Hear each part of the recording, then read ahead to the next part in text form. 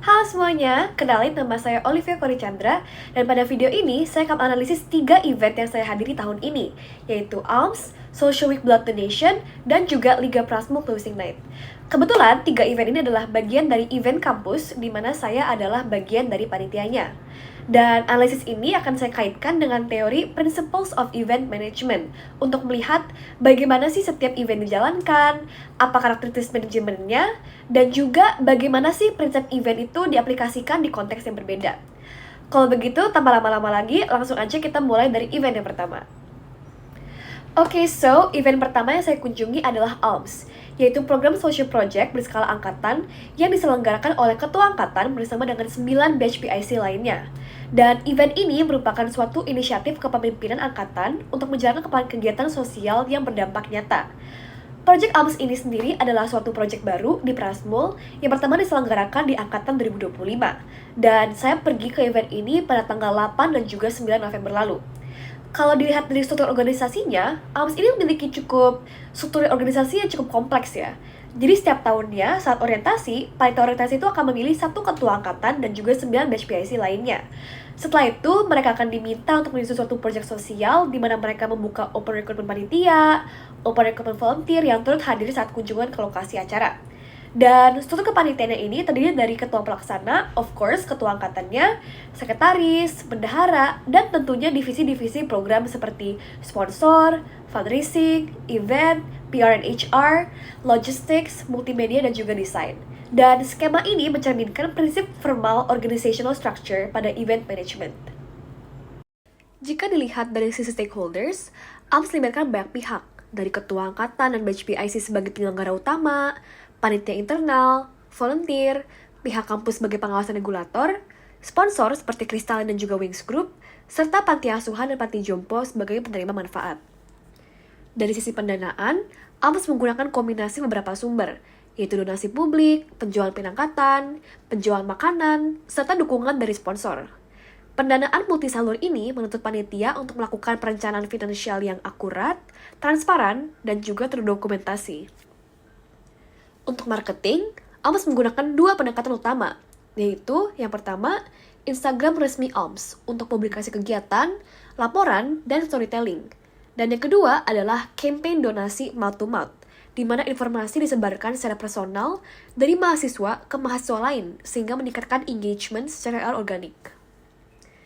Secara logistik, ALMS membutuhkan koordinasi yang matang, mulai dari pemesanan barang sembako, transportasi barang, hingga pemastian keamanan selama kegiatan berlangsung.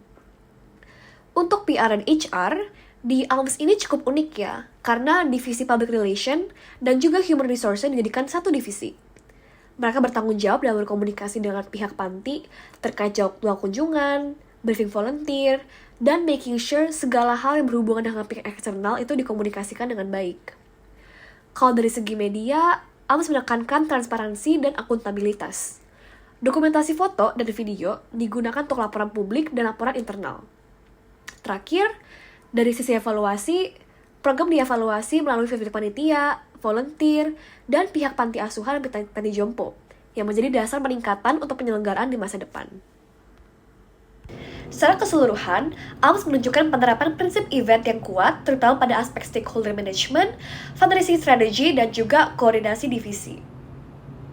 Next, kita akan membahas event kedua, yaitu Social Week Blood Donation, yaitu suatu program kemanusiaan yang dilaksanakan bekerjasama dengan PMI atau Palang Merah Indonesia. Event ini memiliki karakter operasional yang lebih formal karena menyangkut prosedur medis dan juga protokol kesehatan. Dari sisi stakeholders, event ini melibatkan PMI sebagai mitra utama, kampus sebagai penyedia fasilitas, panitia Social Week, tenaga medis, dan peserta donor. Struktur organisasi event ini lebih ringkas dibandingkan ALMS, namun tetap jelas.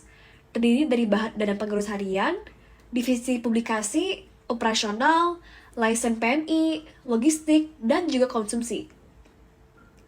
Dalam hal finance, event ini relatif cost efficient karena sebagian besar kebutuhan medisnya difasilitasi oleh PMI. Kampus menyediakan venue, sementara panitia mengelola kebutuhan teknis kecil seperti snack untuk donor dan juga volunteer. Bagian paling penting dari event ini adalah logistic flow. Alur donor darah harus mengikuti standar PMI. dimulai dari registrasi, screening, donor, hingga recovery area. Seluruh alur harus minim hambatan dan memastikan kenyamanan peserta. Untuk marketing, Social Week menggunakan poster digital, publikasi melalui WhatsApp, dan announcement Instagram. Dan karena sifatnya bersifat kemanusiaan, pesan yang disampaikan tuh lebih fokus pada awareness dibandingkan branding. Kalau dari sisi PR, dokumentasi digunakan untuk laporan kepada PMI dan untuk publikasi internal. Evaluasi event dilakukan berdasarkan jumlah kantong darah yang terkumpul, kelancaran alur, serta feedback dari PMI. Oke, so to wrap it up, Social Week Blood Donation memperlihatkan bagaimana sih event dengan resiko operasional tinggi harus mengutamakan koordinasi, keamanan, dan juga ketepatan alur. Event terakhir yang saya ingin bahas di video ini adalah Liga Prasmul Closing Night, yaitu acara puncak dari seluruh rangkaian Liga Prasmul 2025. Dan tahun ini menarik banget karena acaranya terbagi menjadi dua bagian besar yang sama-sama penting, yaitu Liga Combat dengan 8 boxing match, dan juga main show yang menghadirkan 3 artis sebagai guest performers. Jadi konsepnya itu bukan hanya awarding atau closing biasa, tetapi sebuah event hybrid yang menggabungkan sports entertainment dan juga music entertainment dalam satu malam. Dari sisi stakeholders, event ini melibatkan banyak pihak.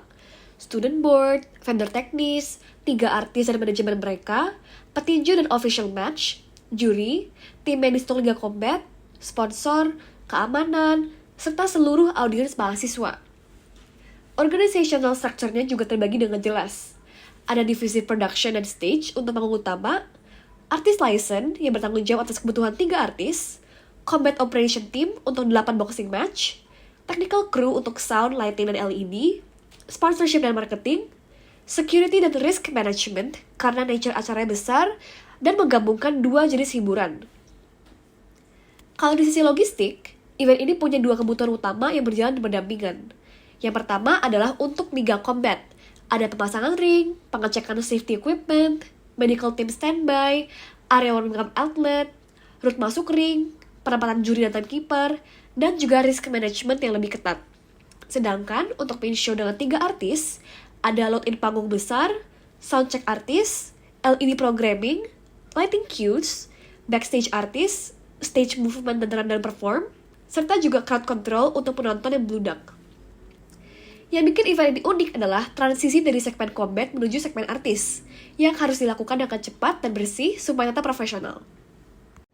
Marketing event ini dibangun dengan 2 hype utama. Yang pertama adalah fight card release untuk Liga Combat dan juga artist lineup announcement untuk main show.